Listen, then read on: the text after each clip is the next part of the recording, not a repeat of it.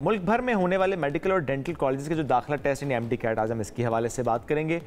इसकी शफाफियत के हवाले से शदीद शक व शुबहात पाए जाते हैं। 1,60,000 उम्मीदवारों ने इन इम्तहानात में शिरकत की, मगर नकल करने के जो वाक़यात हैं और इम्तिहानी मराकज़ में बदउनवानी के जो इल्ज़ामात हैं, उन्होंने इस निज़ाम पर एक बार फिर संगीन सवालात उठा दिए हैं। सिंध में हुआ ये कि पेपर लीक होने की अफवाह। अच्छा, ये हम हर दफ़ा देख रहे होते हैं, हर मरतबा देख रहे होते हैं, पेपर लीक हो गया। एक सिंध के पर्सपेक्टिव से तो बहुत ज़्यादा ऐसी खबरें आ रही होती है, but at the same time Islamabad और कोयटा की अगर बात की जाए, वहाँ पर क्या होता है कि इलेक्ट्रॉनिक डिवाइसेज इस मरतबा वो दोबारा से बरामद होती है। मैं दोबारा इसलिए इस्तेमाल करूँ, वही चीज़ें जो हम रिपीट होते हुए देख रहे होते हैं, कोई नई चीज़ वहाँ पर नहीं है। और इसके अलावा डिसिप्लिन की खिलाफ वर्जी वो सामने आई है। जिस कुछ लोगों को ये भी कहा जा रहा है कि 50 से ज़ायद लोग हैं जिनको गिरफ्तार भी कर दिया गया है, जो कैंडिडेट्स थे। मुकदमात भी दर्ज कर दिए गए हैं कुछ के खिलाफ। अच्छा, अब ये जो सूरत हाल है, ये हमारे एजुकेशन सिस्टम पे सवालिया निशान है कि क्यों ऐसा होता है। हमेशा जिस भी लेवल के इम्तिहानात हो रहे हों, कोई ना कोई कंट्रोवर्सी सामने आती है, किसी ना किसी तरह से इस तरह से जो खिलाफ वर्जी है कानून की, वो हम देख रहे होते हैं। उसका इम्पैक्ट हमारे एजुकेशन सिस्टम पर होता है। इसी मौजूद पर हम मजीद बात करेंगे। मैं ज्वाइन किया है डाउ यूनिवर्सिटी ऑफ हेल्थ साइंस के रजिस्ट्रार डॉक्टर अशरफ आक ने। डॉक्टर साहब, बहुत शुक्रिया आपने ज्वाइन किया। डॉक्टर साहब, हर दफ़ा ही ऐसी खबरें रिपोर्ट हो रही होती हैं, लेकिन जो इस बार की चीज़ें, मैं ज़रूर उस पर आपका कॉमेंट चाहूँगा। शफाफियत पर सवाल उठ गए एक बार फिर से इस इम्तिहान के। अस्सलाम वालेकुम। देखें, सिलसिला ये है कि Pakistan medical and dental council और सेंट्रल गवर्नमेंट ने डाउ इंस्टीट्यूट ऑफ हेल्थ साइंसेज को तीसरी दफ़ा मौका दिया कि सिंध के अंदर एमडी कैट का इनेकाद करे, ऑर्गेनाइज करे। अच्छा, अब सिलसिला ये है कि हमारे पास सिंध में तकरीबन 38,000 से 6 हमारे मराकज़ थे। कराची में 2 थे, हैदराबाद, नवाबशाह, लाड़काना और सखर में हमने बनाए थे।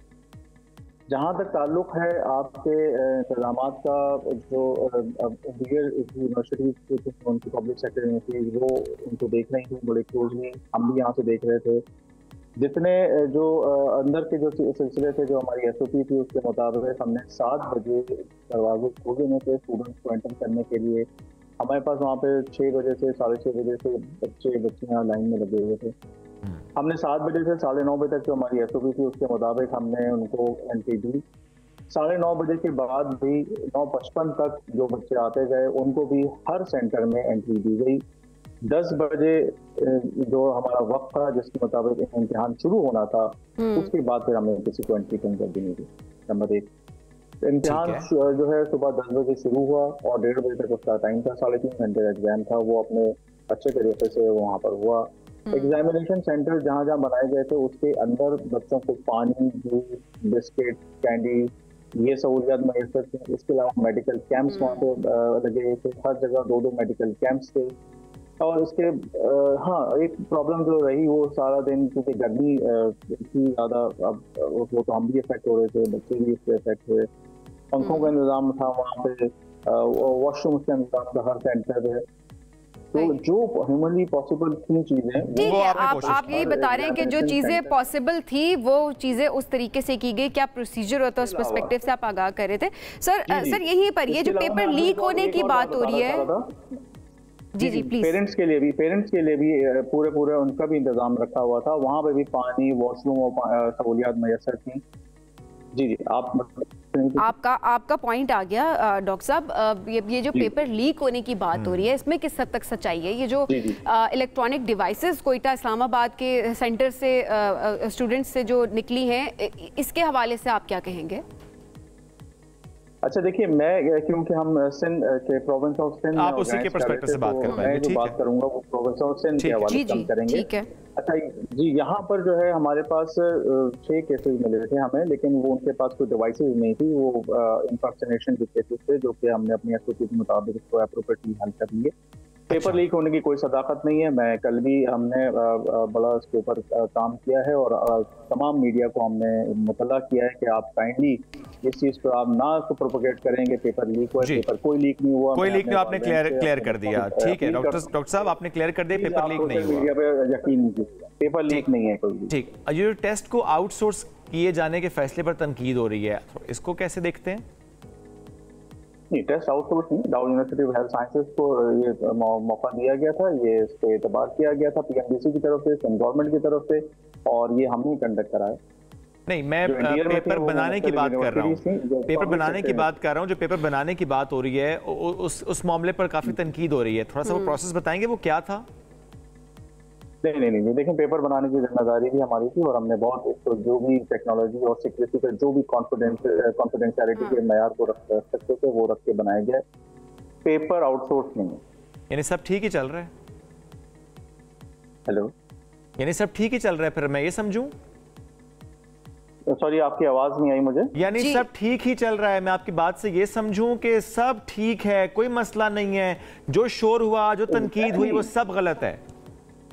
देखिए, ये हर पेपर के बाद लास्ट ईयर भी ऐसे ही हुआ था, ये सोच उठी थी और ये रूमर्स बेचारे पेरेंट्स को भी उनको भी गुमराह किया गया और हमने वहां पर भी जो है वो क्लीन चिट हमें दी गई कि आपका कोई पेपर लीक नहीं था। इस दफा भी मैं आपको मेक श्योर कर रहा हूँ, मैं अपने पेरेंट्स से भी ये बात कर रहा हूँ कि भाई कोई पेपर लीक नहीं है, आप सोशल मीडिया की बातों पे मत जाइए और खुदारा एतबार कीजिए चीजों के ऊपर। अच्छा डॉक्टर साहब, ठीक है, आपका पॉइंट ऑफ व्यू अपनी जगह पे, आप कह रहे हैं कि ऐसा कोई मामला नहीं हुआ, सब ठीक ठाक था, कोई नकल की खबर नहीं आई, कोई पेपर लीक होने की बात नहीं है, कोई डिवाइसेस, कुछ जितने मामला आप बता रहे हैं, आप कह रहे हैं ये सब झूठ है, सोशल मीडिया पे या मीडिया पे वैसे चला है। सिंध के हवाले से ही मैं आपसे बात कर रही हूँ, आप किस तरह से हम ये जो ट्रस्ट डेफिसिट है इसको कम कर सकते हैं? क्या किया जाए कि लोग क्योंकि तो हम हर मरतबा देख रहे होते हैं कि कोई ना कोई ऐसी चीज सामने आ रही होती है, कैसे ये जो ट्रस्ट है इसको, इस गैप को फिल किया जाए कि लोग जब इम्तिहानात हो तो किसी के पास बात करने का मार्जिन ना हो?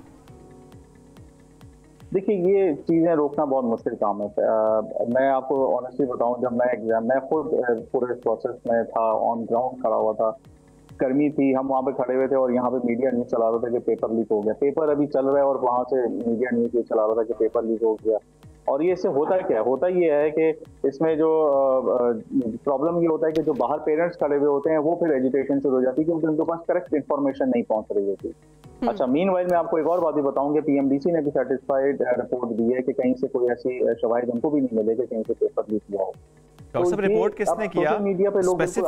स्पेसिफिकली रिपोर्ट कहाँ हुआ कि पेपर लीक हो गया और आपने उसके खिलाफ फिर क्या किया? चूंकि जरा इससे मुतासर होता है हमारा निजाम। कहीं से स्पेसिफिकली मैं आपको बता रहा हूँ, कोई पेपर लीक हुआ ही नहीं, तो स्पेसिफिकली क्या बात है? मैं रिपोर्ट करने की बात कर रहा हूँ कि रिपोर्ट किसने किया कि पेपर लीक हो गया, जिसको आप डिनाई कर रहे हैं? मीडिया पे हुआ था। तो बहुत जेनेरिक है, ये बहुत जेनेरिक है, हमारा चल रहा है। जी, जेनेरिक कह रहा हूँ मैं कि एक मीडिया में जो आपका हमारा है उसके ऊपर और सोशल मीडिया के ऊपर ये बात की गई कि ये पेपर लीक हो गया। हालांकि जहां पर भी ये हुआ है उसके खिलाफ आगे कार्रवाई होनी चाहिए। क्योंकि जो बात आप कर रहे हैं कि अभी पेपर चल रहा है, किसी भी, वो चाहे सोशल मीडिया है, वो कोई चैनल है, वो कोई शख्स है जिसने रिपोर्ट किया, गलत रिपोर्ट किया, झूठ बोला है, उसके खिलाफ वाकई कार्रवाई होनी चाहिए। क्योंकि इसकी वजह से ट्रस्ट डेफिसिट कायम होता है पेरेंट्स का, बच्चों का और हमारे तालीमी इदारों के दरमियान।